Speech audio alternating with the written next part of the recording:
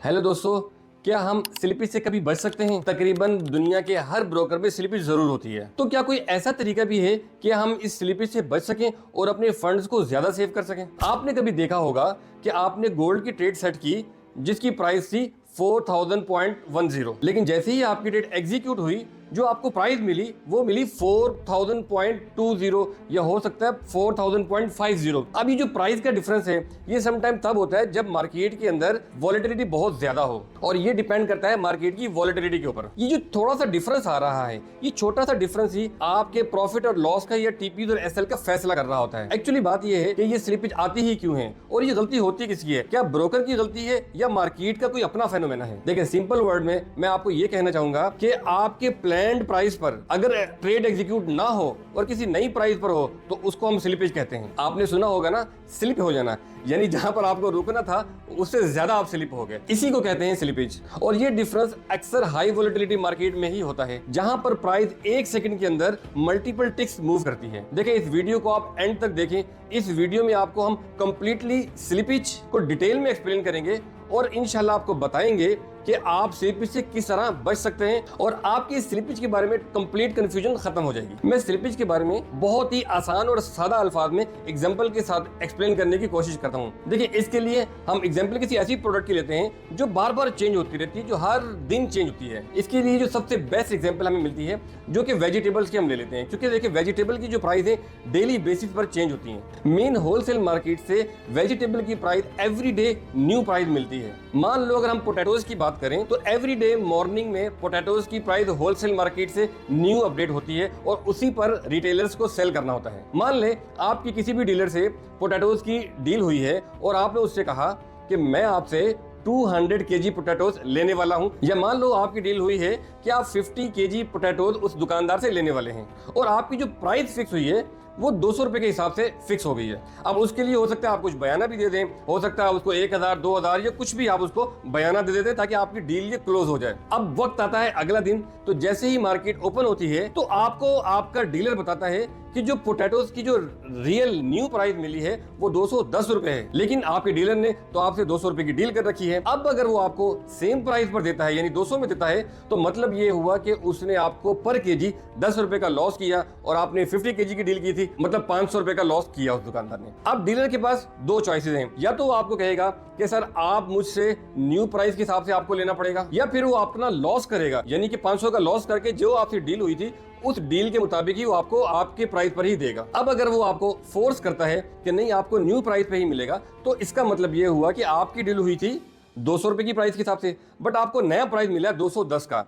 तो ये जो 10 रुपए का जो डिफरेंस है ये है आपकी वो स्लिपेज जो आपको बेयर करनी पड़ेगी। यानी जो आपका ऑर्डर था वो आपकी दी हुई प्राइस या आपकी डील प्राइस के मुताबिक नहीं मिला आपको, बल्कि उससे ऊपर एग्जीक्यूट हो रहा है। अब एक्चुअली होता क्या है, जो अच्छे टॉप ब्रोकर हैं वो क्या करते हैं कि अगर तो स्लिपेज बहुत कम है, 1 या 2 पिप की स्लिपेज है, तो ये जो लॉस होता है जैसे 500 का भी हुआ, ये ब्रोकर खुद बेयर कर लेता है और आपको एग्जैक्टली वही प्राइस देता है जो आपने पेंडिंग ऑर्डर लगाया था, ये जो आपने अपने ट्रेड को एग्जीक्यूट किया था। बट नॉर्मली ऐसा होता नहीं है। बहुत ही कम ऐसे ब्रोकर होते हैं जो इस स्लिपेज को खुद कवर करें और आपको बेस्ट आपकी दी हुई प्राइस पर आपकी ट्रेड को एग्जीक्यूट करें। देखिए, इस केस में तो प्राइस डिफरेंस बिल्कुल कम था, 10 रुपए का, टोटल लॉस 500 था, तो ब्रोकर शायद खुद बेयर कर सकता था। लेकिन मान लो कि अगर ये डिफरेंस 40 होता, ये 50 रुपए का फर्क होता, तो हो सकता है ये डीलर आपको मना कर देता, आपको फोर्स करता कि आपको न्यू प्राइस पे ही लेना है, और आपके पास भी कोई चॉइस होती ही नहीं, क्योंकि मार्केट में जो अभी अवेलेबल प्राइस है वो है ही वो, तो आप फिर न्यू प्राइस ही लेते हो। ये जो जितना भी डिफरेंस आया है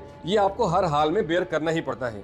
एक्चुअली होता ये है कि ब्रोकर ने डिफरेंट प्लगइन्स लगाए होते हैं, उसके अंदर भी 2 से 4 कंडीशंस लगाई होती हैं। मैं आपको अच्छे से एक्सप्लेन करने की कोशिश करता हूं। नंबर 1 प्लगइन क्या करता है कि अगर तो 1 या 2 पिप की स्लिपेज हो तो कोई बात नहीं, ये स्लिपेज ब्रोकर खुद लॉस बेयर करेगा और क्लाइंट को बेहतरीन एग्जीक्यूशन प्राइस देगा या आपकी डील की हुई प्राइस पर ही एग्जीक्यूट करेगा। कंडीशन नंबर 2, अगर तो ऐसा हो कि जो स्लिपेज है वो 5 पिप या 6 पिप या 7-8 पिप हो, तो अब ब्रोकर अपने प्लगइन में इस तरह की सेटिंग करता है कि ये जो स्लिपेज है ये डायरेक्टली क्लाइंट के ऊपर लग जाती है, क्योंकि इतना बड़ा लॉस ब्रोकर खुद बेयर नहीं कर सकता। और नंबर 3 प्लगइन ये लगाता है कि अगर तो स्लिपेज 10 या 12 पिप या 15 पिप है और इतने बड़े स्लिपेज के साथ ब्रोकर क्या करता है, सम टाइम ब्रोकर आपकी इस ट्रेड को रिजेक्ट कर देता है, जिसको ब्रोकर लैंग्वेज में हम कहते हैं रिकोट्स कर, यानी कि ब्रोकर रिकोट कर देगा या आपकी प्राइस को रिजेक्ट कर देगा, यानी ब्रोकर मना कर देगा कि आपकी ट्रेड एग्जीक्यूट नहीं होती, दोबारा से ट्रेड करें। बट ज्यादातर ब्रोकर क्या करते हैं कि आपकी ट्रेड को एग्जीक्यूट जरूर करते हैं, अब चाहे उसके अंदर स्लिपेज 10 पिप की हो, 20 पिप की हो या 40 पिप की हो, अगर न्यूज है और मार्केट की मूवमेंट फास्ट है तो वो हर हाल में आपकी ट्रेड को एग्जीक्यूट करते हैं, रिजेक्ट करते ही नहीं है। मुख्तसर मैं ये कहना चाहूंगा कि अगर स्लिपेज बहुत कम है और आपका अच्छा ब्रोकर है तो ब्रोकर आपका ये लॉस खुद बेयर करेगा और आपको बेहतरीन एग्जीक्यूशन देगा जो भी आपकी डील प्राइस हो। बट अगर स्लिपेज है ही बहुत ज्यादा तो फिर डेफिनेटली वो स्लिपेज आपको ही बेयर करनी पड़ेगी, या अगर आपका ब्रोकर इस तरह का है जो रिकॉर्ड्स या रिजेक्शन भी देता है और स्लिपेज भी 40, 50 या 100 पे पाई है, तो इस तरह की कंडीशन में आपका ब्रोकर आपकी ट्रेड को रिजेक्ट कर देगा और आपको ये कहेगा कि you need to trade again. ये जो अभी तक हमने बात की थी ये थी नेगेटिव स्लिपेज की। अब मैं बात करता हूं पॉजिटिव स्लिपेज ये कैसे होती है। देखिए, जो थोड़ी देर पहले भी हमने डिस्कस किया, जो आपने प्राइस डील की थी वो थी 200 रुपए पर केजी पोटैटो के हिसाब से। बट हुआ क्या कि जैसे ही मार्केट ओपन होती है नेक्स्ट डे, तो मार्केट में जो पोटैटो की नई प्राइस है वो मिलती है 190। तो आपकी जो डील हो चुकी है 200 में, अब मार्केट में प्राइस न्यू जो आई है वो आई है 190 में। तो अब ये है एक्चुअली ये है पॉजिटिव स्लिपेज आपके लिए। अब ब्रोकर की मर्जी होगी कि वो आपको क्या प्राइस देगा, यानी वो जो डीलर है उसकी मर्जी होगी कि वो आपको क्या प्राइस देगा। आप सुबह जाते हो, वो कहते हो भाई वेरी गुड, थैंक यू, आपके लिए खुशखबरी है कि आपको जो न्यू प्राइस मिलेगी वो 190 के हिसाब से मिलेगी, लिहाजा आपको पर केजी पे 10 रुपए का फायदा हो गया है। या फिर वो क्या करेगा, खामोशी से आपको 200 रुपए के हिसाब से आपकी जो पोटैटोज है वो देगा और ये जो 500 रुपए का जो एक्स्ट्रा बेनिफिट है ये रखेगा अपने पॉकेट में। उसकी वजह क्या है, क्योंकि सम टाइम जैसे मैंने पहले बताया ना, 1-2 पिप का अगर डिफरेंस हो तो ब्रोकर वो खुद बेयर करते हैं। इस तरीके से पॉजिटिव स्लिपेज होती है वो भी ब्रोकर पे खुद ही रखता है। हाँ, कभी कभार क्लाइंट्स को भी देते हैं, बट यकीन मानिए अगर 10 मरतबा पॉजिटिव स्लिपेज आई है तो हो सकता है ब्रोकर आपको 2 या 3 मरतबा देगा, बाकी हर बार ब्रोकर अपनी पॉकेट में ही डालता है। अच्छा, इसी एग्जांपल को अब मैं आपकी फॉरेक्स की ट्रेडिंग में फिट करने की कोशिश करता हूँ। देखिए, मान लीजिए कि आपने गोल्ड पर आप ट्रेड कर रहे हैं और आपका प्लान है कि मैंने 4000 से बाय करना, और आपने 4000 से बाय कर ली और आपने टीपी सेट कर दिए 4010 पे। अब हुआ क्या कि मार्केट के अंदर न्यूज़ थी, एनएफपी, एफएमसी या सीपीआई का कोई डेटा वगैरह था।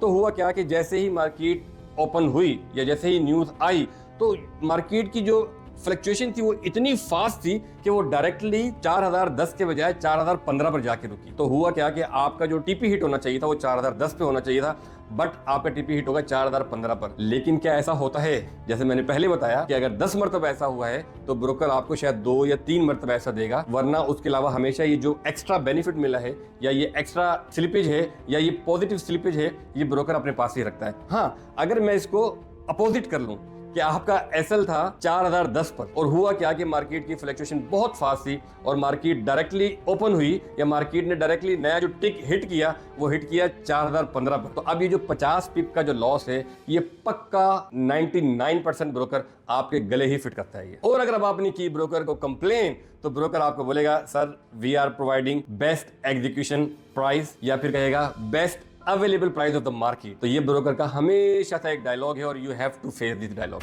इसलिए हम हमेशा कहते हैं कि कभी भी न्यूज़ के दौरान कोशिश करेंगे ट्रेड ना करें, और अगर कर रहे हैं तो एसएलटीपी पेंडिंग ऑर्डर ना लगाएं, क्योंकि उस टाइम मार्केट के अंदर बहुत फास्ट मूव होती है। और मेरा ख्याल ये है कि उस टाइम ब्रोकर का भी ज्यादा कसूर नहीं होता अगर आपकी वो प्राइस लिक्विडिटी प्रोवाइडर पर लगा रहा है। तो बेहतर है आप टियर 1 रेगुलेटेड ब्रोकर को यूज करें, क्योंकि उनके अंदर आपको मिलते हैं अकाउंट टाइप्स ईसीएन और एसटीपी।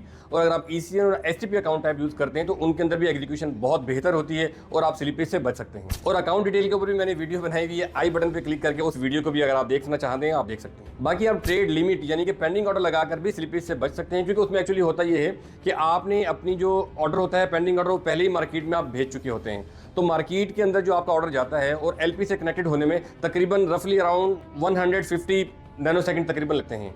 तो जब आप मार्केट में पहले ही ऑर्डर एग्जीक्यूट कर चुके होते हैं तो आपका पेंडिंग ऑर्डर मार्केट में अवेलेबल होता है, तो उसको कनेक्ट होने में सिर्फ 20 से 30 नैनोसेकंड लगते हैं। तो आपको उस दौरान भी स्लिपेज बिल्कुल नहीं मिलती और आपको बेहतरीन प्राइस मिल सकती है। लेकिन ख्याल रखें अगर आपने न्यूज़ के दौरान लिमिट ऑर्डर लगाया है तो कभी भी आपको अच्छी प्राइस नहीं मिलेगी, जैसे मैंने आपको पहले बताया है। बाकी आपका इंटरनेट बहुत फास्ट होना चाहिए। अगर इंटरनेट आपका अच्छा होगा तो यकीनन आपको अच्छी एग्जीक्यूशन मिलेगी। वीपीएस यूज कर ले तो और भी अच्छा है। नॉर्मली जो लोग ईए यूज कर रहे होते हैं या फिर एक्सपर्ट एडवाइजर यूज कर रहे होते हैं वो भी वीपीएस यूज करके ही ट्रेड करते हैं।